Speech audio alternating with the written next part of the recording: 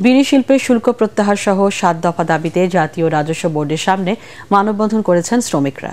রাজধানীর আগারগাঁওয়ে জাতীয় রাজস্ব বোর্ডের সামনে বাংলাদেশ বিড়ি শ্রমিক ফেডারেশন আয়োজিত মানববন্ধনে বিড়ির ওপর অগ্রিম 10% আয়কর প্রত্যাহার সহ এসব দাবি তুলে ধরেন বক্তারা।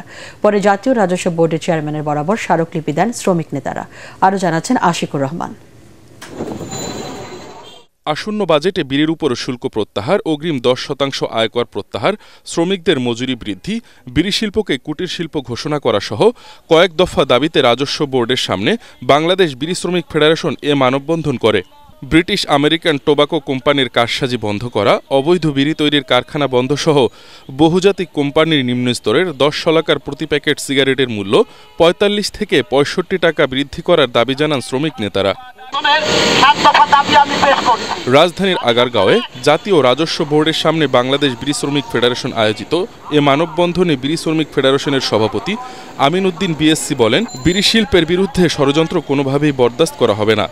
10% করা হয়েছে বিড়ি শ্রমিকের অগ্রিম আয়কর, আর সিগারেটের 3%। হিসাব করলে মাথা খারাপ হয়ে যায়।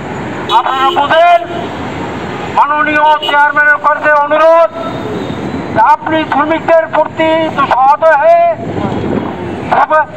বিড়ির উপর সম্পূর্ণ ট্যাক্স প্রত্যাহার করে বিড়ির মজুরি বৃদ্ধি করেন।